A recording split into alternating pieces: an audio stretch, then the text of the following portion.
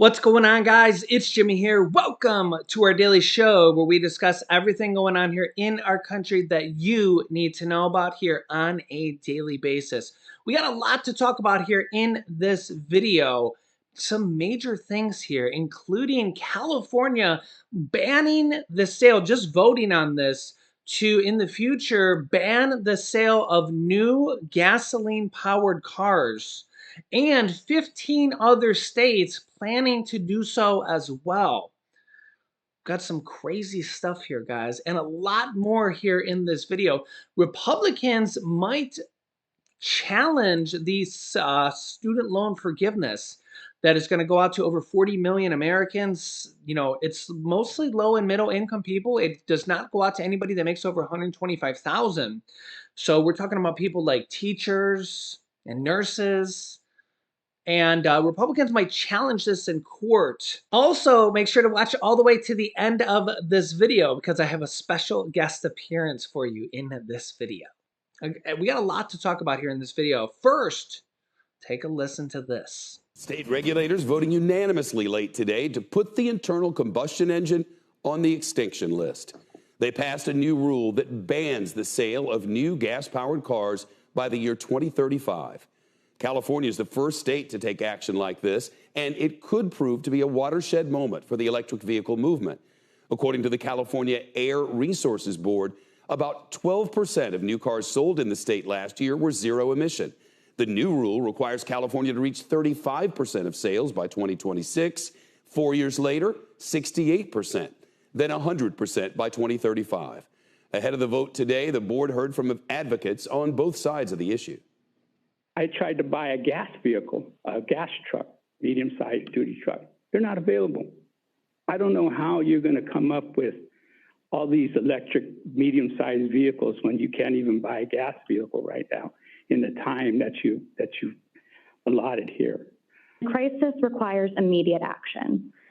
As transportation is the largest source of greenhouse gas emissions in California, ensuring that we accelerate the transition to a zero-emission vehicle future is imperative to prevent the worst effects of climate change from occurring. Now, to be clear, the rule does not affect gas-powered cars that are already on the road, but the decision could have a big impact beyond California. It paves the way for other states to follow suit. So far, at least 15 other states are expected to pass their own bans on sales of new gas-powered cars. Jessica Caldwell's with us. She's the executive director of Insights at Edmunds. Jessica, thanks so much. You know, those who opposed this today kept saying it's too much too fast. Is 13 years realistic? 100% is always really hard to get to, but I think that probably is a good guidepost for the auto industry. We need to put something in the sand that automakers need to work towards, because this is not a technology that is made and produced in a really quick period of time. So I do think that over a long period of time, it is possible. However, I do think that all of these milestones and these stepping stones are going to be probably evaluated and making sure that they match up with the marketplace. I don't get the sense that this is absolute and there's not any room for some wiggle room if the market doesn't look like it's heading that way, or the automakers themselves cannot produce these vehicles. Well, you know, some EVs you can get for 20, 30 grand, but according to Kelley Blue Book, the average price of an EV is $66,000. What's being done to bring the prices down, if anything? Well, I think what needs to happen is that, and it is happening, is that automakers are going to be introducing lower cost EVs. As with any technology, whenever they first launch, it's always going to be the more expensive, the fancier, that's going to cater to people that have a little bit more money. And as it gets a bit older, it's going to trickle down. And I think that's what we're going to see in this market. We haven't seen a lot of it yet, and I think that's why there's so much concern, but it certainly is coming. Is getting enough charging stations the biggest hurdle to getting this done? And can the power grid even handle it?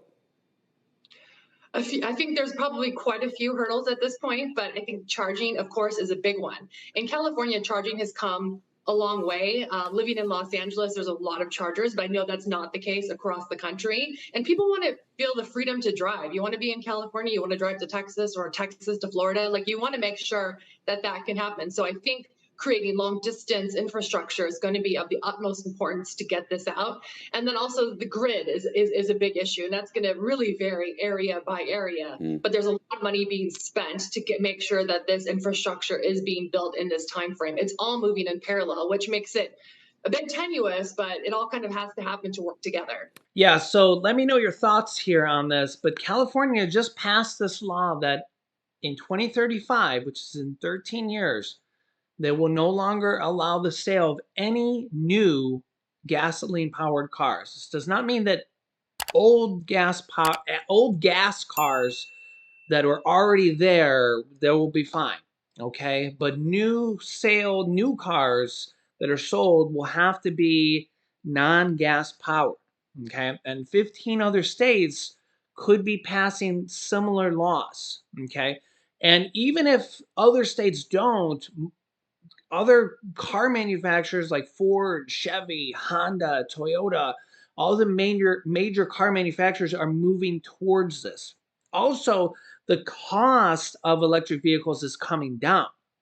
Okay, and they're making cheaper models too.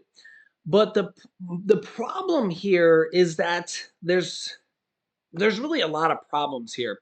One I see is the electric grid. We look at a couple different states. Um, we'll start with California. You think about Texas. Texas is already having power grid issues. Even if Texas doesn't, Texas would probably be the last state to even pass anything like that. They probably would never pass a law like that. But they're struggling with their power issue now. Imagine as more and more people just because more and more car companies are just offering and selling more and more electric vehicles. How is Texas going to keep up with the power when they can't keep up with their power grid now? And Texas has had for years known about their power issues and have done very little to hardly anything. Texas needs to get on the ball. And of course, they refuse to get on the grid with the rest of the country where they can share power when they need it from other states. But like, look at California.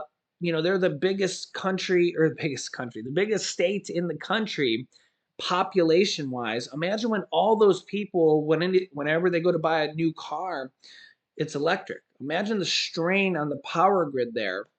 They're going to need significant upgrades. Now, California has the money. They have $100 billion in surplus money, extra money. So they have the money to basically do whatever they want.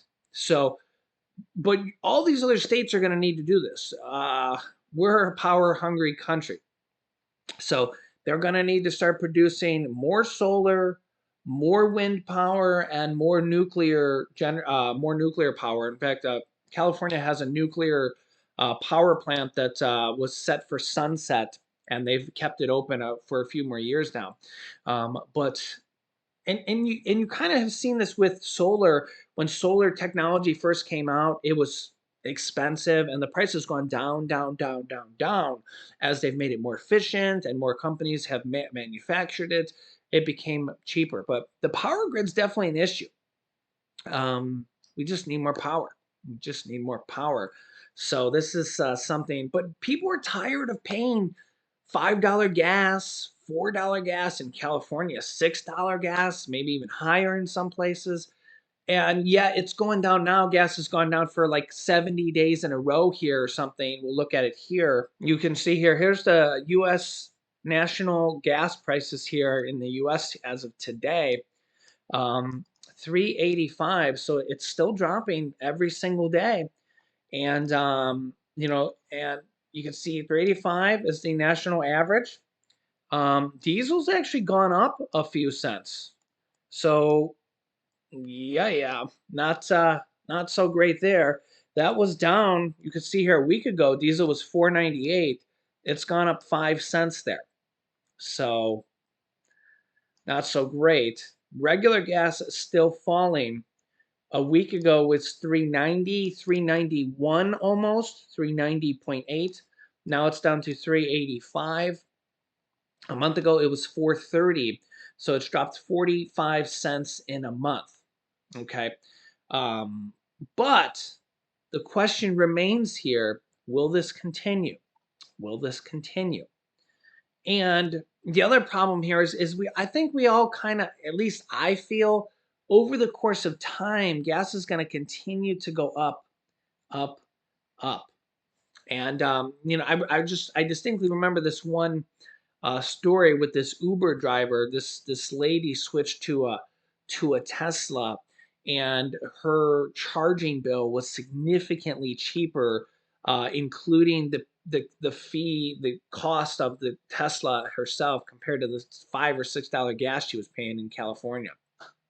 I don't have an electric car, just for full disclosure, but I just feel like gas is going to continue to go higher and higher and higher over the course of the years.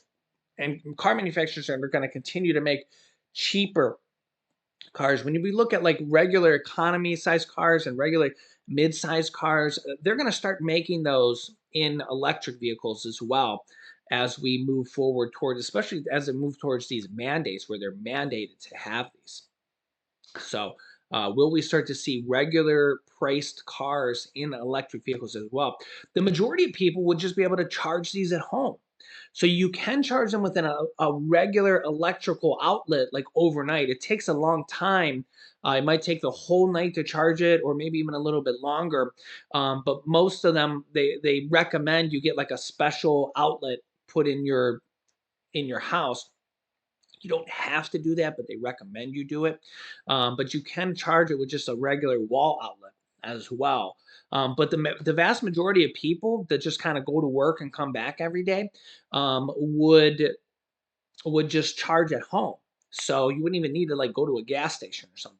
The only time, if you're just a regular person that goes to work and comes back for like 99% of your travels, or maybe occasionally you go to a friend's house and then come back, you're gonna get 200 to 300 miles on a range. You're really not even gonna need to go to a charging station.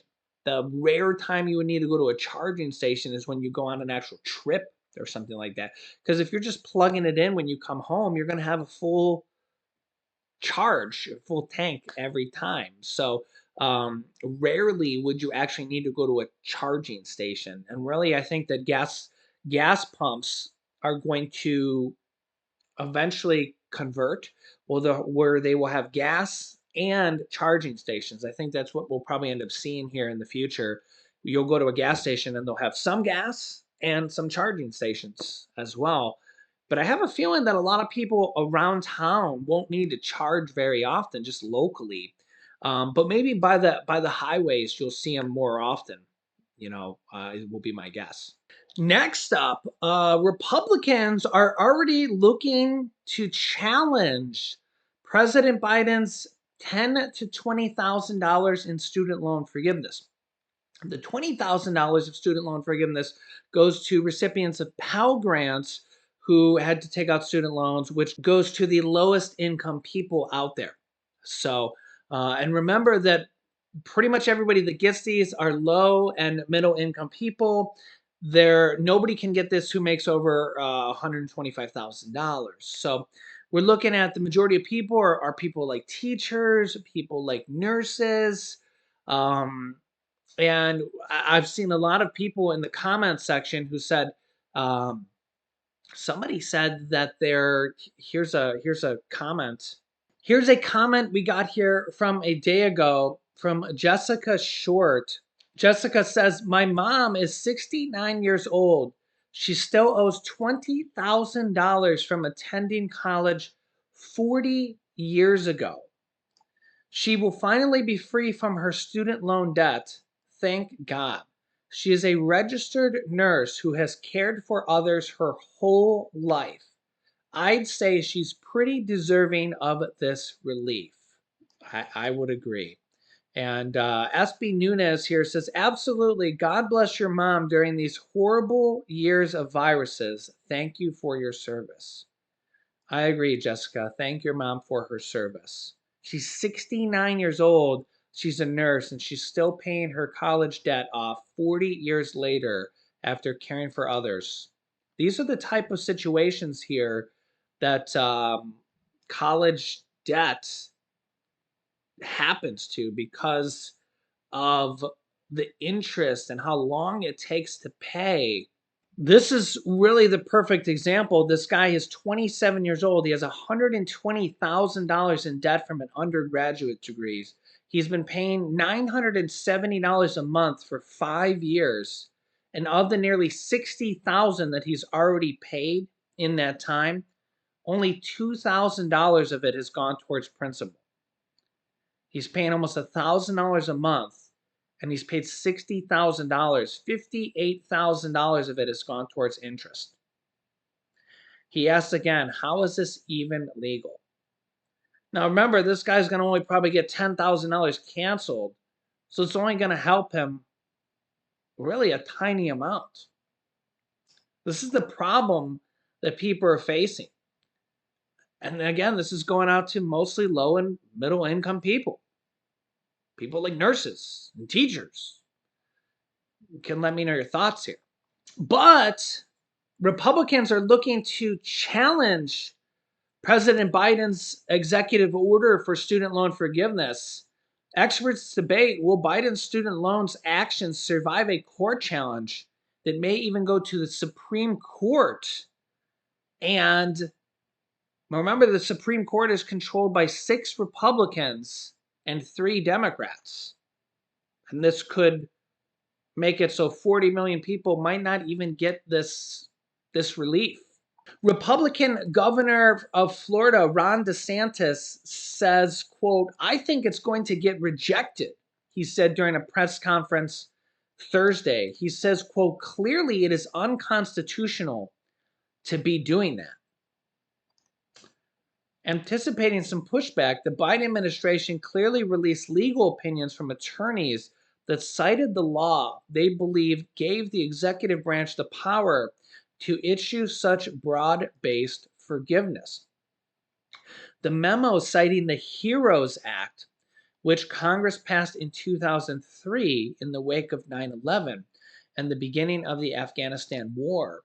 Lawmakers at the time allowed the White House to grant relief to students in any way it, quote, deemed necessary in connection with a war or other military operation or national emergency. In this case, probably the pandemic, which is still ongoing. President Trump's education department cited the HEROES Act when it paused interest on student loan payments as the economy shut down in 2020 to little controversy. Fiscal conservatives said there was a difference between that pause made in the chaos of the early days of the pandemic and what Biden is attempting now. I don't know. I think this is a dangerous road to go down here because if we start taking help that we give to millions of Americans away, Republicans fight this. Let's say it does get taken away. What's next? Next month, Biden wants to do a food conference to raise SNAP benefits for over 40 million Americans. Food stamps, food assistance, the SNAP benefit programs. Will Republicans fight that as well? And if Biden raises that, will we take away food stamps, a food SNAP raise?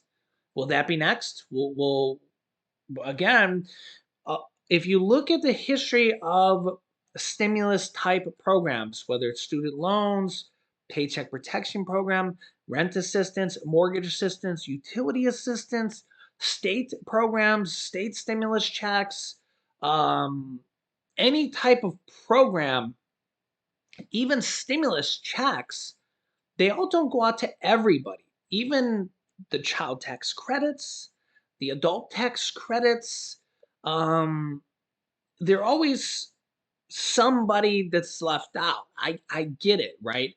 But if you watch my channel, there's all sorts of different programs. There's utility assistance, the homeowners assistance fund that's going on right now with $10 billion, the rental assistance program that was $40 billion that's been going on for like 2 years. It's winding down now. It's almost over.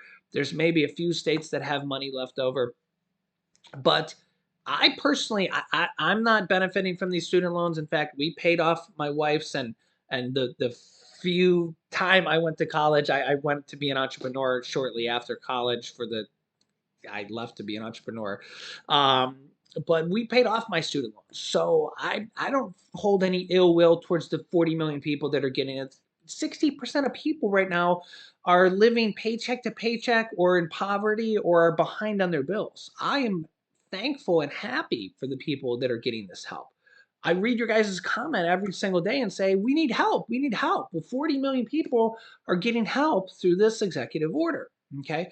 Remember that Congress is in gridlock right now. Republicans and Democrats can't agree for anything. So this was one way they were able to pass help for 40 million people. Next month, which is literally days away in September, there's another major thing coming, a SNAP food assistance conference for another 40 million people on food stamps, food assistance. And they also could maybe lower the eligibility and make more people eligible for it. We don't know what's going to happen with this. And we also look at all the states, the third stimulus check package, which all the Republicans voted no on. I'm not picking sides here. That's just the facts. Gave $350 billion to all the states. And now we have almost half the states that are passing out state stimulus checks and tax refunds checks. So they're using the stimulus money to pass out state stimulus checks. So again, just another check going out here. So if we look at all these different programs, it's really good to see millions and millions of people getting help. And then we also have the 3 stimulus checks before. If you really kind of add up all these different programs, there's a lot. There's a lot. And then, of course, there was the Paycheck Protection Program. That's kind of getting some controversy now. The White House is saying, with that whole thing that we covered in the last video, I'm not a hater, I'm a congratulator. I want to see the people, you guys, and I get that not everybody's going to get help. Guess what? Next month, when the food stamps get raised, again, it's going to be the same thing. That it's not. I get it. I don't get to pick and choose these things.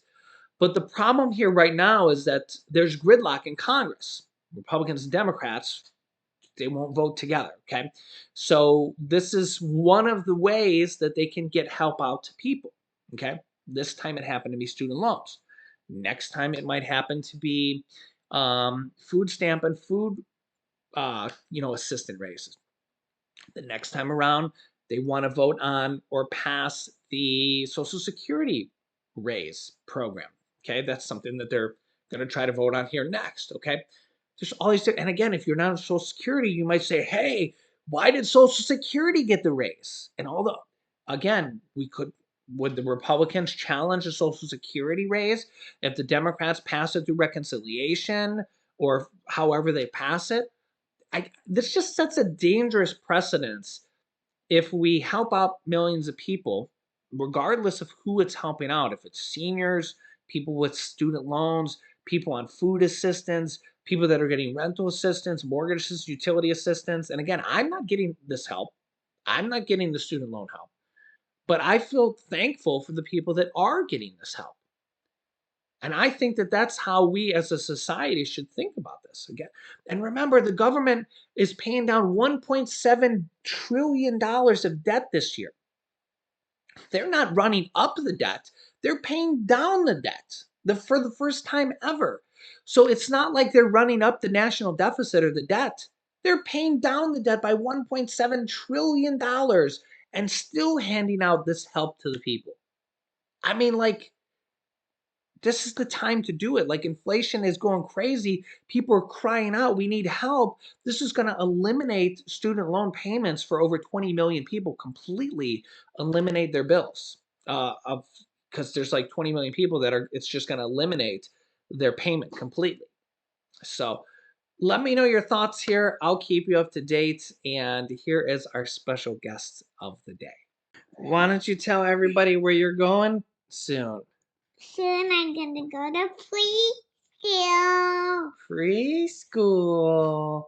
Are you excited? Yeah. Yeah. And who are you going to meet there? You. No, you're going to meet lots of friends. And poop. And poop. Yeah. And teachers. And you're going to be playing T-ball soon. Yeah. Hey, Julian, why don't you tell everybody a joke? Okay. Do you know any jokes? Yeah. What jokes do you know? Daddy Waka Waka. Hey, Julian, did you take a bath? Why is the one missing? All right. Say bye-bye. Bye-bye. Say we love you. We love you. Say make sure to subscribe. Make sure to subscribe up here, down. Make sure to subscribe down below. So you don't miss out on new videos. Don't make sure to click over here for an appointment. Yeah, for an appointment with our next video. Say bye-bye. Bye-bye, Waka Waka.